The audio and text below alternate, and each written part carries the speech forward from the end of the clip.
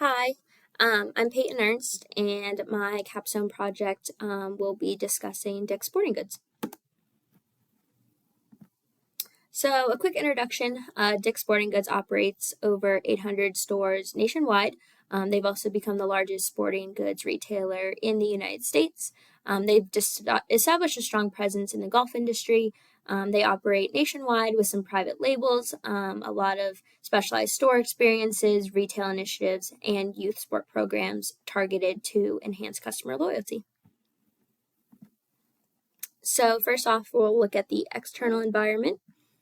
So the operating industry within, or that Dick's Sporting Goods operates is within the sporting goods retail industry. They sell sporting products such as sporting equipment, gear, fitness, clothing, athletic shoes, camping gear, you name it.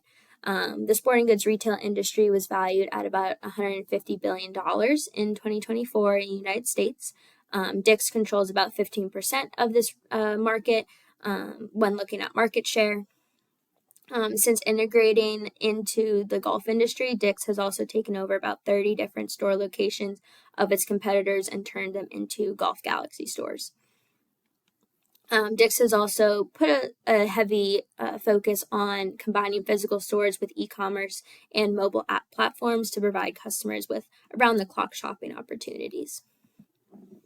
So looking at the closest rivals for Dick's, the strongest competitors are those that kind of overlap in terms of target customer base, product offering, pricing, sales, brand loyalty, and convenience. So Amazon and Walmart are close in terms of their size, their pricing, and their e-commerce. Foot Locker is really based on that athletic footwear and apparel product offering, and then Patagonia and North Face are really focused on covering some of those similar outdoor components, whereas Nike and Lululemon is based on customers' ability to buy directly from these brands. So some driving forces of change: digital innovation and growth of e-commerce, specifically after COVID-19, has really increased. Customers were forced to stay at home, and so more people were starting to get engaged in outdoor sports and finding ways to exercise without having to leave their homes. And then there's also been a growth in terms of individuals taking a liking to yoga, fitness, and some other fitness classes. So looking at the 5 forces model, the threat of new entrants is pretty low overall because when entering this market, companies are required to invest a lot of money, establish secure ties with suppliers, and enhance brand recognition, which is pretty difficult to do right off the bat.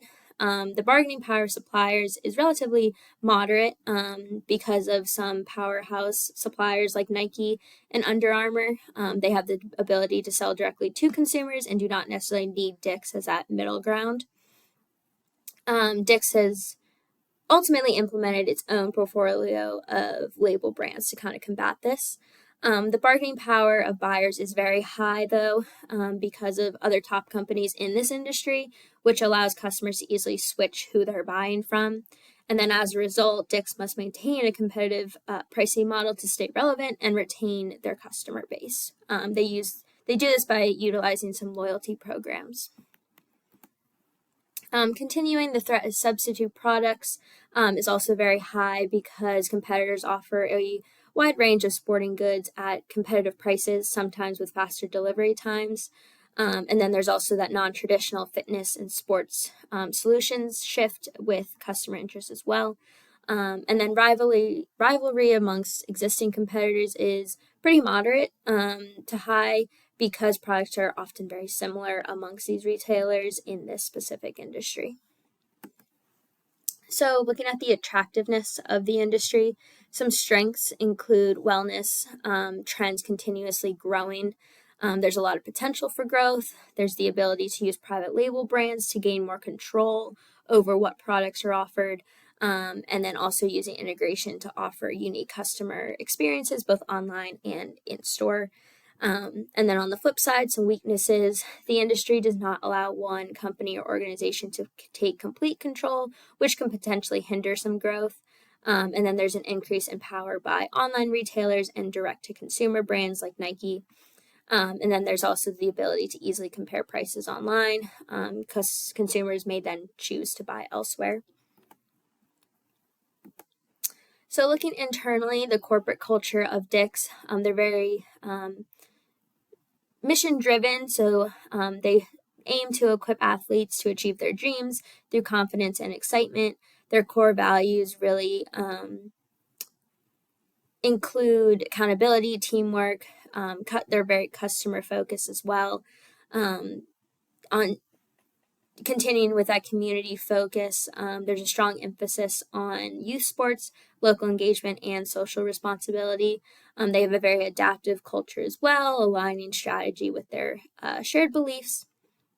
They're very customer centric as well, prioritizing satisfaction, feedback, and personalized services. They're innovation oriented, so investing in tech, employee trainings to improve product development. They're very leadership driven as well, so balancing performance with purpose, which is felt at all levels across the organization. And then also focusing on differentiation to stand out amongst its competitors.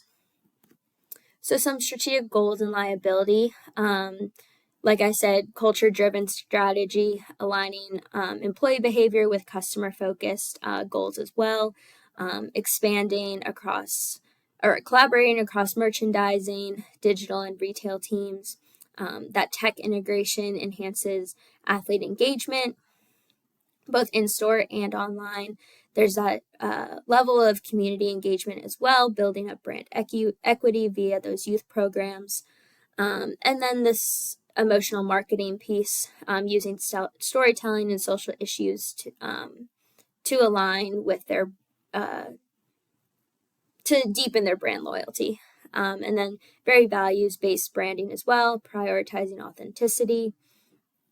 Potential liabilities lie within that strong athletic focus, and it may hinder adaptability if customers, their preferences shift a little bit.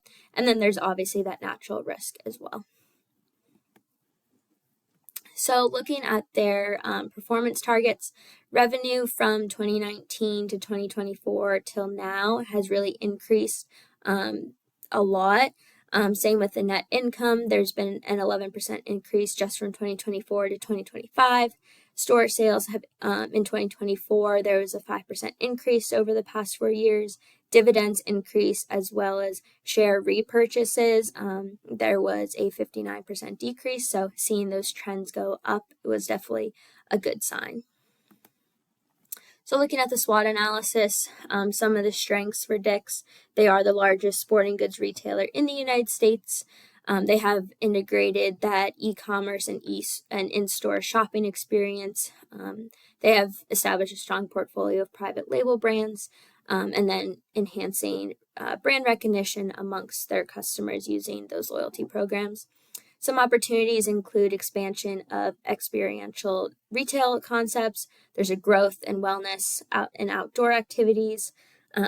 There's a lot of digital transformation that's taking place, leading to personalization as well. Some weaknesses, there are high operating costs, some vulnerability to supply chain and vendor pricing, and then there's intense competition as well.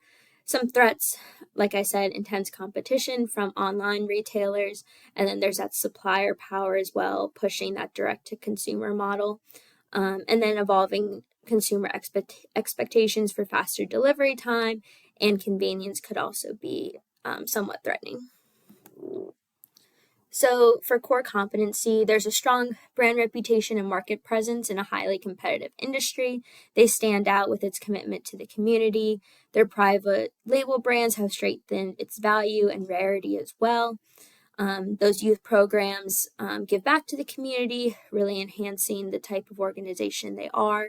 And then they've incorporated some interactive storefronts as well, which really enhances the experience for its customers, which is very hard to replicate for its competitors. So looking at the value chain activities, expansion of distribution channels and centers to speed up production time and keep track of inventory. They've kind of taken advantage of that. There's a diversified product line to attract new customers.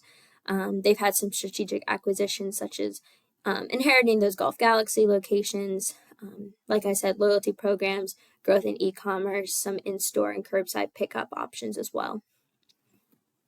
So their competitive advantage, it's enhanced really by customer convenience and flexibility, promoting those loyalty programs, and then also those locations that have unique features to them, combining some digital innovation with physical store expansion. And this, like I said, is very difficult to replicate. So the diversification strategy, it's a related diversification strategy. They expand into industries and markets that are very related to its main business. They continue to align with their pre-existing knowledge in this area. Products that come from private label brands are also in line with existing products that they sell. There's a lot of lower risk to this type of strategy and remaining in this industry. So entering foreign markets, Dick's typically operates within the United States. This has helped them avoid any risks and expenses of international expansion. Focus is growing within the United States to maintain tighter control over the value chain, private label development, and that customer experience. They also have the ability to put more focus and resources on potential partnerships and opportunities within this region as well. So the organizational structure, it's a very hierarchical model. It's a very centralized leadership as well, consistency across the board, across brands and their distribution centers. There's specialized departments, each having their own support system that they need to be successful. This also allows for different brands to be more independent as well. There's clear leadership flow, cohesive brand identity, but then on the other side, it may be harder for decision making at the lower store levels, and there's a potential disconnect between frontline workers and the executive staff and their visions. So looking at ethics, they do have a code of conduct. They do really operate with corporate social responsibility, offering sports matter programs, focusing on athlete development. Their ethics and social responsibility enhances brand loyalty and stakeholder relationships, and there's an ongoing focus to continue aligning programs with the company values. So looking at human resources, the policies and practices, it's focused on exceptional customer service, serving athletes. There's accountability via the code of ethics. There's a vendor code of conduct as well, meeting all of the standards that the company supports. Looking at the leadership and culture, under the current CEO, there's been a lot of growth in market share. The female leadership strengthens the appeal to women consumers. There's a commitment to their employees as well in terms of values. And then the impact on this strategy is that strong HR policies improve employee satisfaction and engagement, and leadership is empowering others to, carry out these common goals. So overall, the current strategy and strengths, there's long-term competitive advantage built on innovation and it's very customer focused. There's some unique internal capabilities in terms of supply chain, loyalty programs, and private labels that are hard to replicate. The key strategic issue that I noticed was that there was a heavy reliance on the U.S. market for growth. So some recommendations I would have would be to gradually expand internationally, diversify, its revenue, and kind of reduce the dependency Dick's has on the United States. This would also enhance brand exclusivity, and then maybe creating a combined approach would help drive growth and some more long-term advantage as well. So thank you.